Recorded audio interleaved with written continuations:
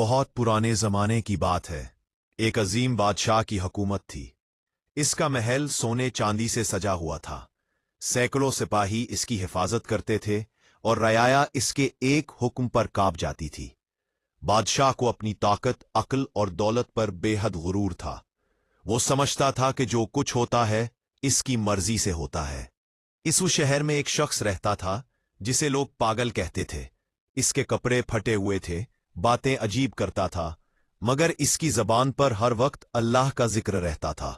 वो अक्सर बाजार में खड़ा होकर कहता, जो अल्लाह चाहे वही होता है, बादशाह भी कुछ नहीं कर सकता। ये बातें बादशाह के कानों तक पहुंची तो वो गुस्से में आग बगोला हो गया। उसने हुक्म दिया, इस पागल को दरबार में हाजिर किया जाए। जब पागल दरबार में लाया गया तो सब लोग हंसने लगे, मगर पागल पूरे इत्मीनान से खड़ा रहा। बादशाह ने तंजिया अंदाज में पूछा, ए पागल, तू कहता है कि सब अल्लाह के इख्तियार में है, क्या मैं भी बेइख्तियार हूं? पागल मुस्कुराया और बोला, हां बादशाह, न तो बाइख्तियार है न मैं, इख्तियार सिर्फ अल्लाह का है। यह सुनकर बादशाह को और गुस्सा आया।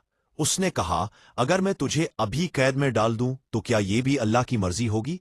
पागल ने सुकून से जवाब दिया, हां, अगर तो कैद करेगा तो भी अल्लाह की मर्जी से, और अगर छोड़ देगा तो भी अल्लाह की मर्जी से। बादशाह ने गुस्से में आकर हुक्म दिया कि पागल को अंधी कोठरी में बंद कर दिया जाए।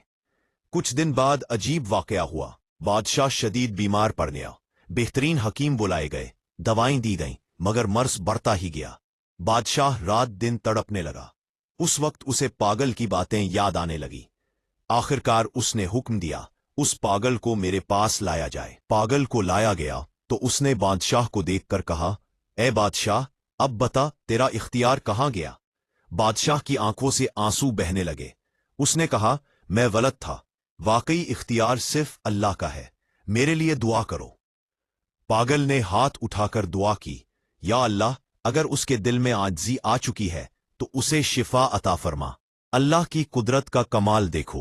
कुछ ही लम्हों में बादशाह को सुकून महसूस हुआ और चंद दिनों में वो मुकम्मल ठीक हो गया।